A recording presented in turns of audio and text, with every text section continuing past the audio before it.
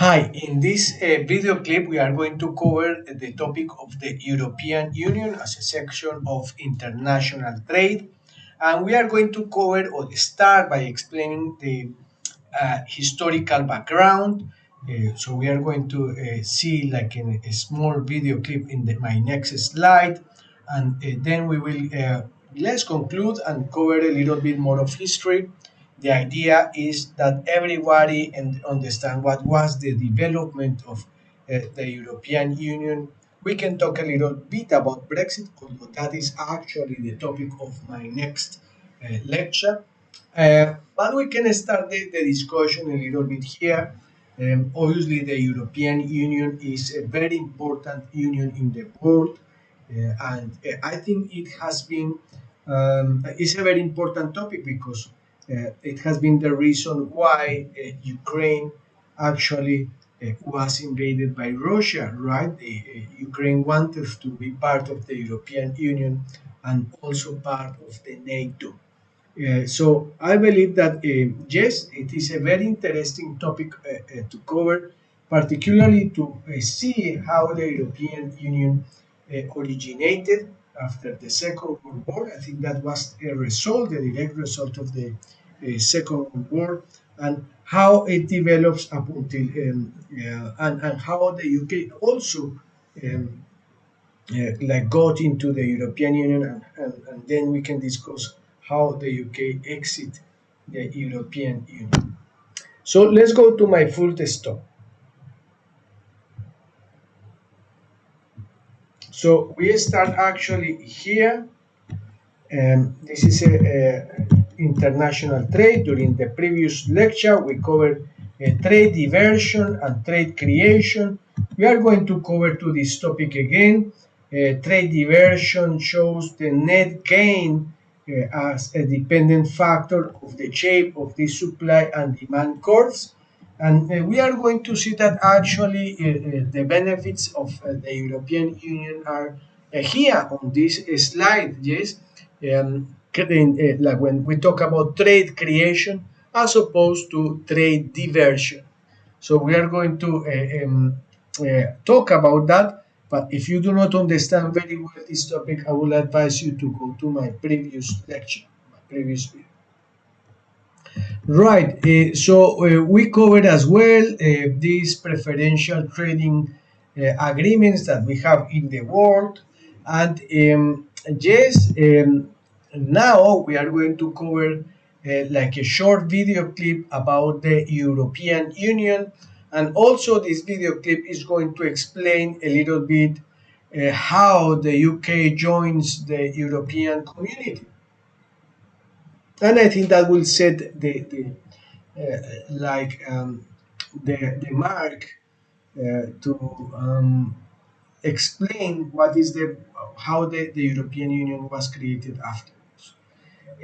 So yes, let me just fix here and put some volume here to my desktop. So hopefully this is going to work.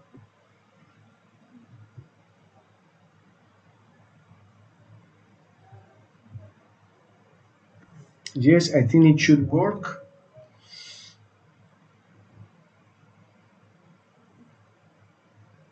Hello? Okay, I do not know if it is working. I will put default. My worry is that previously it wasn't working. It was not recording. So let's play the video.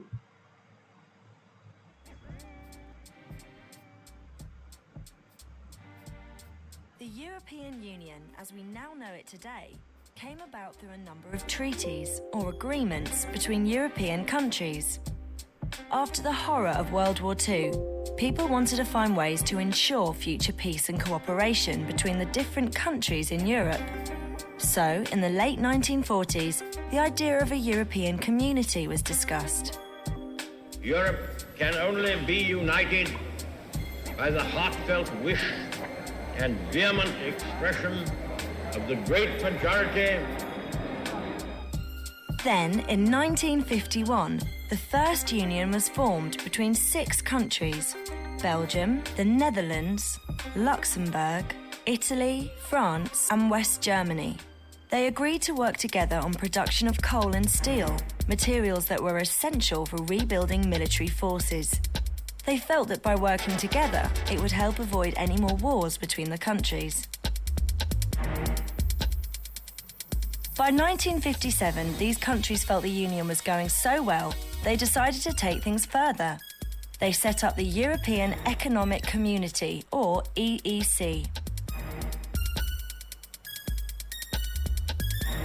This aimed to make it easier to buy and sell a wide range of goods, not just coal and steel, throughout the 6 countries that were members.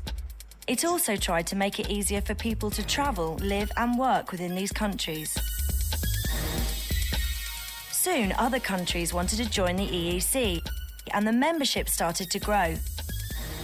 Some people in Europe were against their countries joining and protested to keep their independence. Then, as now, any country that wanted to join had to apply, and the existing members decided whether to let them join or not. The UK applied, and after being turned down twice, finally joined in 1973. It is a step towards the participation of the peoples of our countries.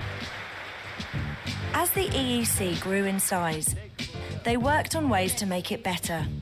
In 1986, our Prime Minister at that time, Margaret Thatcher, signed the Single European Act, which further reduced barriers to trade between the different countries.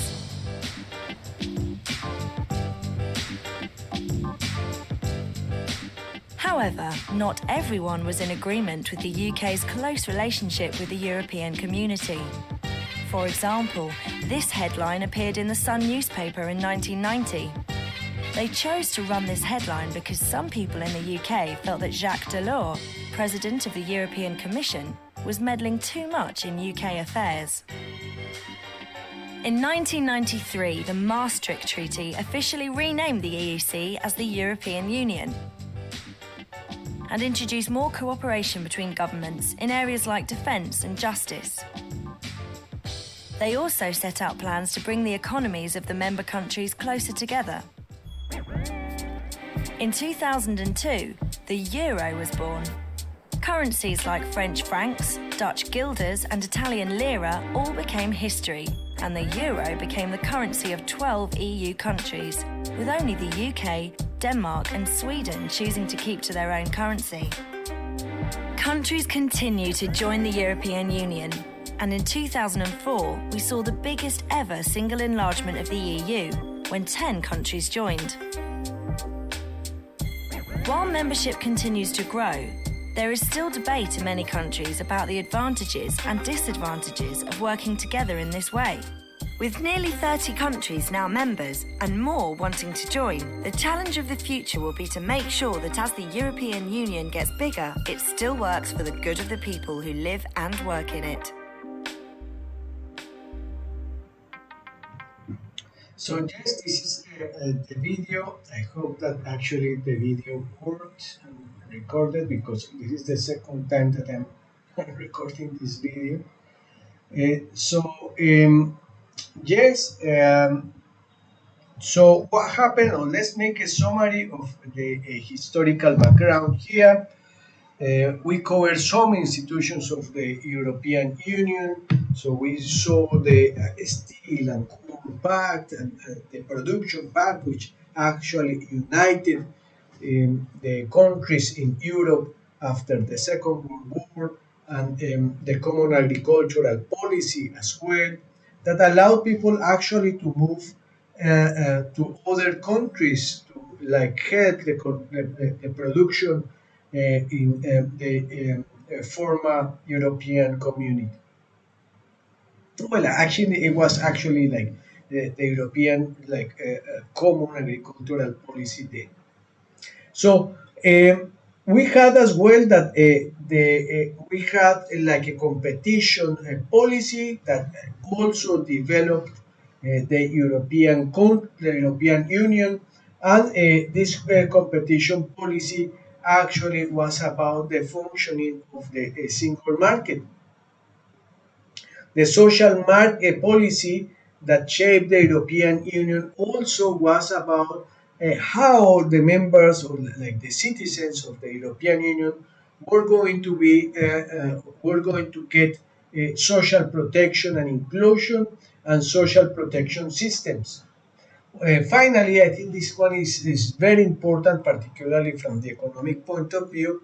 There were like tax harmonization, meaning that the countries then were in an integration process, trying to level up the tax policies all over around the European community, the former European community, and then the European Union.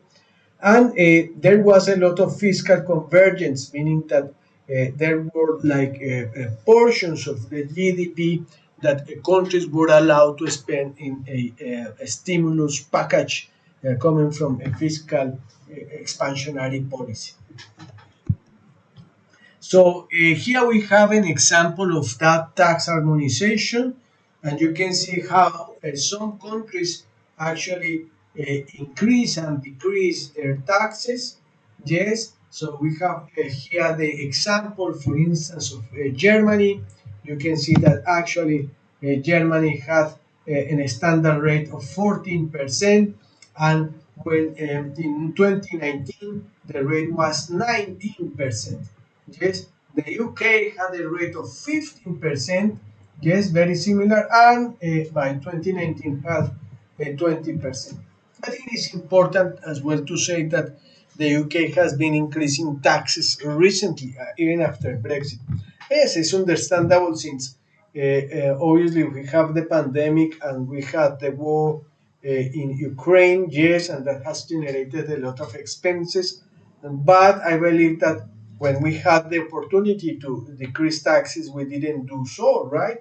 So, you know that we finally departed in January 2020 from the European Union, and we signed the Brexit vote in June 2016. So yes, I think many things could have been done then in order but nothing happened. I think that promise from Brexit was not actually um, met, yes, by the reality. Okay, so we can see many other countries here. Very interestingly, we have as well here high rates, and you can see how among these high rates we have, for instance, a high rate of 38% in Italy during the 1980s to 2019. And I think, as you can see, harmonization means that more or less all countries have the same rate of taxes. Yes, these rates are between 17, I think the lowest is 17 and somewhere, or 19, I can see 19, probably so is 17 from Luxembourg, and as much as 20%, 27% from Hungary. But you can see that there is a lot of harmonization here on these tax rates of countries that were part of the European Union in 1919. Obviously, the UK departed from the European Union after 2019 in 2020 January. Right, at least legally. So the European Union, so they have non-tariff barriers pre 1993. So a lot of administrative and procurement policies, and I think that was a lot of red tape, and that happens before the 1993. The European Union as well abolished all quotas and other quantitative restrictions. A quota is when a country or when a region has a certain quantity in the restriction of products that can export or import. So quotas were abolished, and the cost increasing barriers as well pre 1993. We have a lot of cost increasing barriers among countries, and barriers as well to the entry. So another of the important issues of the European Union is that as a whole increase the barriers to the entry to other countries that were not part of the market. So, what were the moves towards a single market? Particularly, they were based on all these things that happened before 1993, all these barriers. So, that deepened the partnerships and the relationships among the countries that were part of the European Union, and then they signed the Single European Act. You saw in the video how actually Margaret Thatcher signed that pact. So the Tory party was actually involved from the signature of this Single European Act, and the creation of a full single market by 1992, and the creation of the euro. The creation of the euro was had as well some problems at the beginning. The UK tried to join the euro, but there was a lot of problems. So you can actually have a reading about the topic called the snake in the tunnel. The snake in the tunnel is actually how countries try to, and the UK tried to converge towards like a fixed Deutsche Mark and a fixed currency for the European Union, but finally it was not possible because of inflation. So the snake went out of the tunnel. Right. So, what are the benefits of the European Union?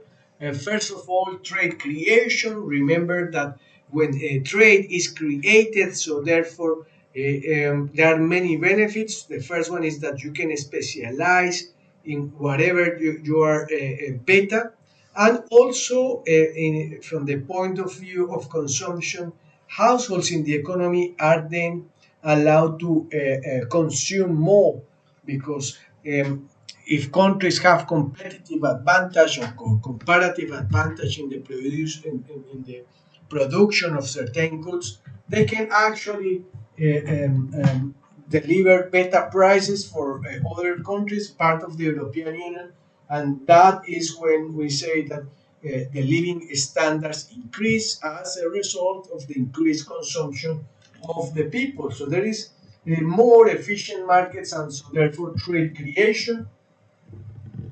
Another important impact of the single market is the reduction in the direct costs and barriers. So, as a result of the creation of the European Union, countries decrease costs of sending their products abroad.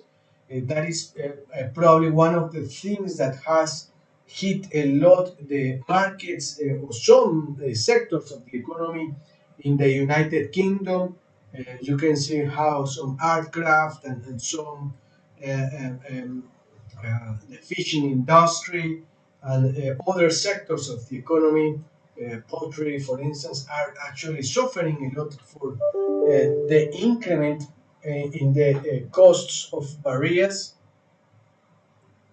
So, yes, I think that is a benefit of the creation of the European Union. We covered the topic of economies of scale when we talk about trade, the fact that countries can scale up their production, and when you focus on like a few products to produce, you can create like lines of production, and be even more efficient when producing something. So these economies of scale also reduces prices in the market, and that helps a lot as well the consumption of people, and as well well in many other areas like knowledge, the know-how, technology, etc. I think the big best, in my opinion, benefit of the single market is the greater competition between in the short run and the long run. So as countries are united, they compete more and they specialize a lot. So that creates a lot of growth in the short run, so as in the long run. So we are going to see in the next slide what happens in terms of consumption, and at what extent we have benefited in terms of consumption, or countries have benefited in terms of consumption, and at what extent we did before the Brexit, before 2019. So here we have that countries, the gains from the single market as seen here, so France, Germany, UK, and Italy are calculated to have like from 2 to 3% of extra consumption as a percentage of the GDP, which is a lot. The source of this investigation is Allen and Gasoriek and Smith. And the journal is the competition effects of the single market in Europe. It was a document that goes back to 1998.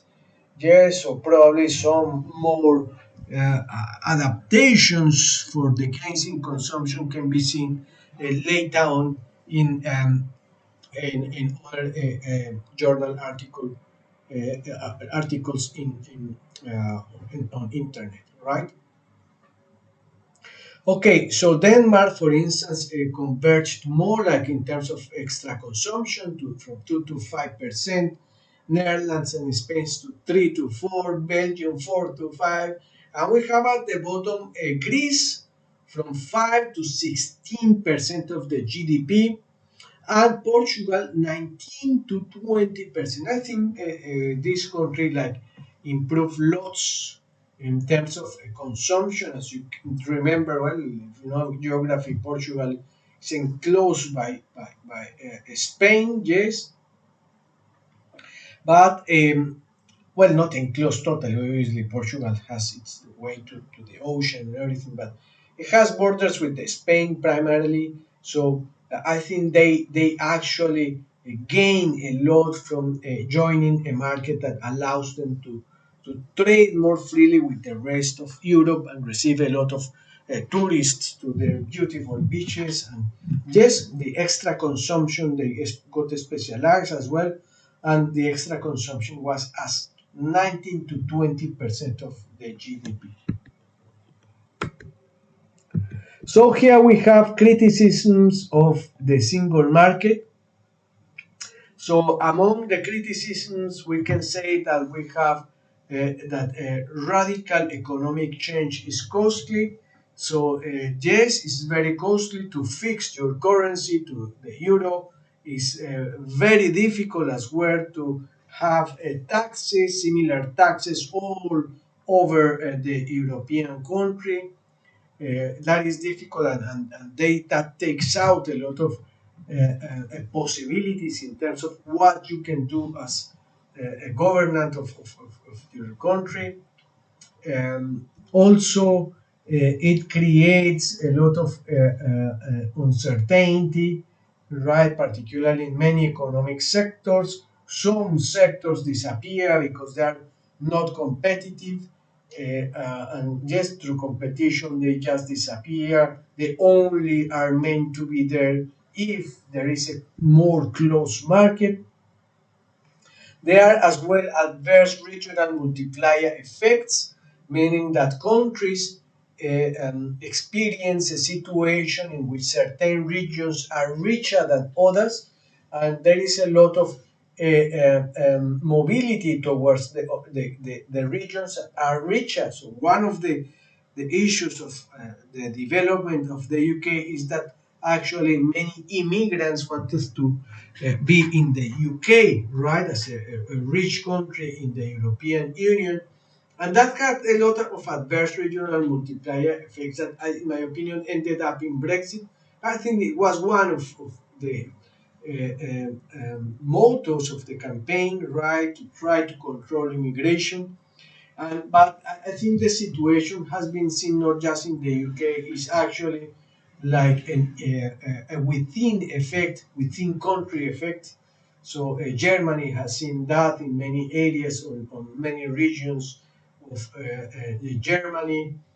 You can see in almost every country that there are certain cities that are capturing, concentrating the population.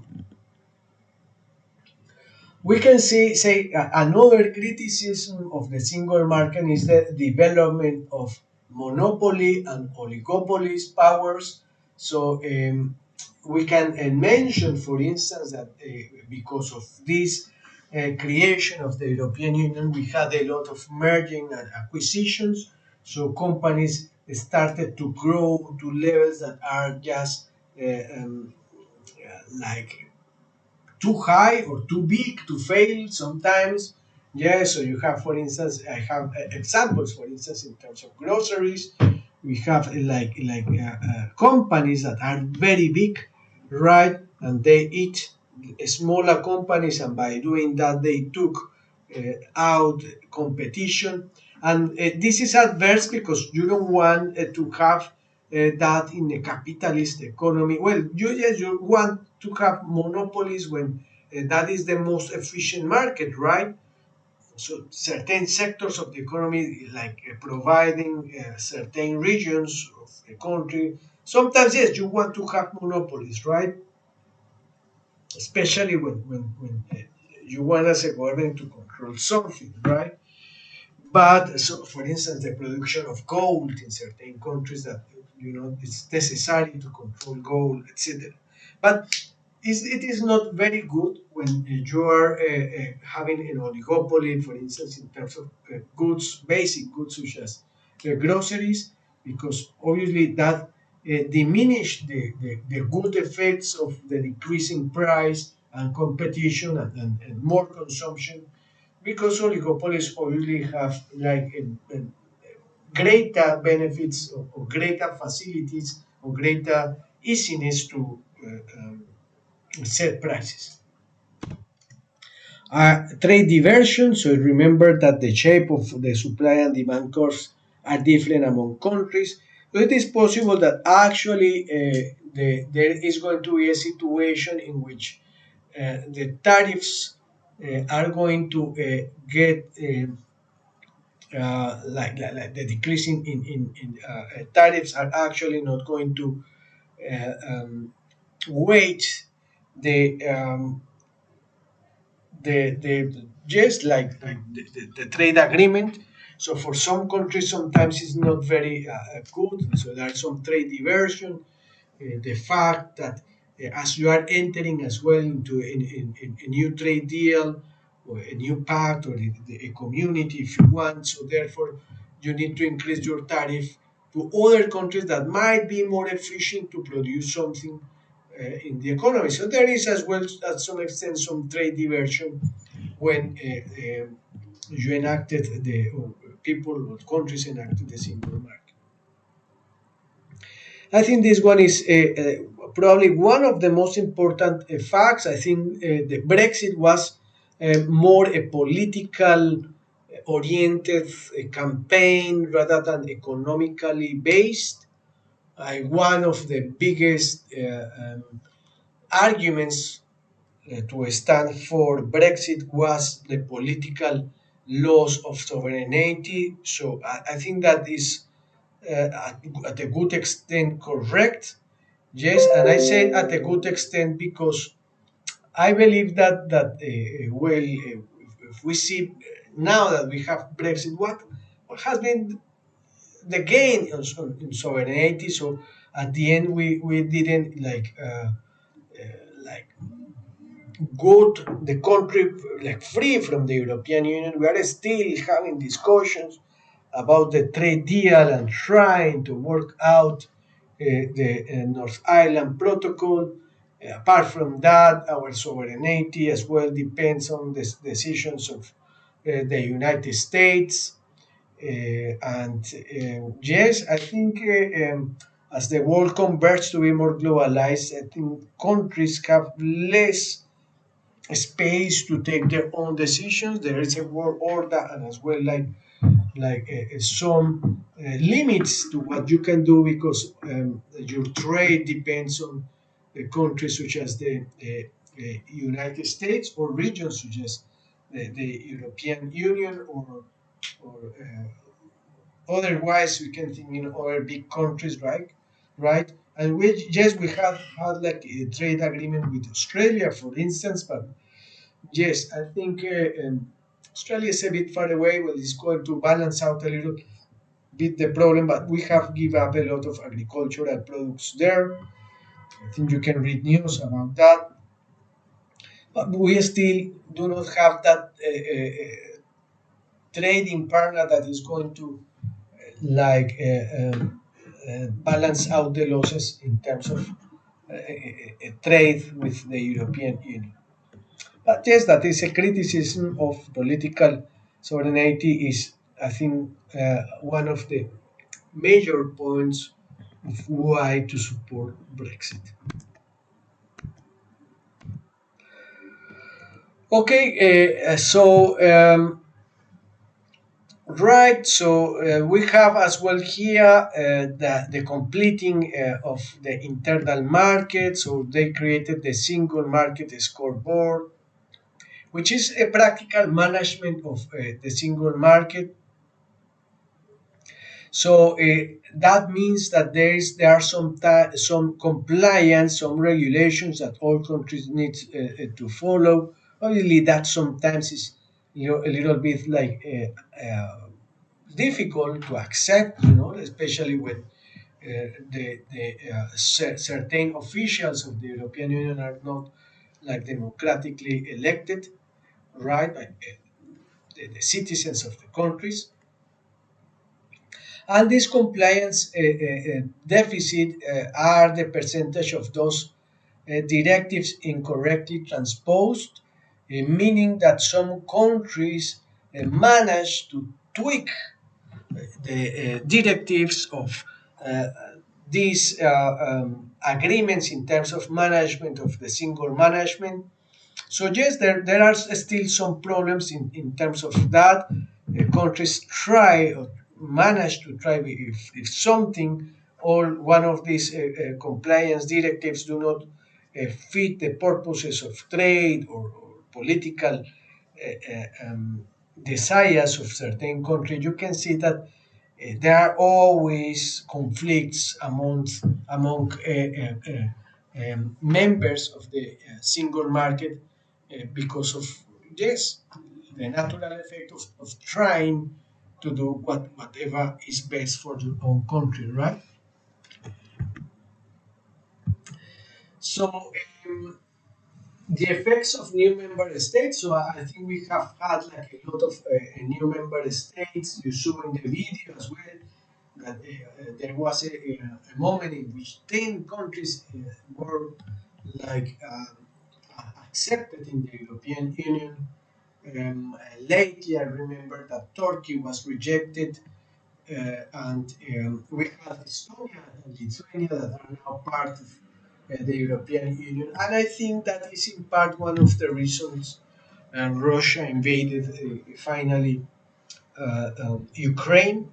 Ukraine wanted to be part of the European Union. On the 28th of February 2022, you saw how the European Union said that actually Ukraine was a brother of the European Union and surely needed to be part of the European Union. But more recently, in these last weeks, happened that the European Union rejected the Ukraine, like the inclusion of the UK of Ukraine, like in a fast track. So I think that is not going to be that is not going to happen in the short run, at least to sort out a little bit of the situation of the Ukrainian people that are indeed suffering. In the next video, we are going to cover, or I think this is going actually a Teams meeting. We are going to cover the topic of the UK and Brexit, so we can get prepared to talk in more detail what happened, what were the reasons, and especially what were the economic effects of Brexit on the UK. Okay, so with this I complete this video. I will see you in my Teams lecture.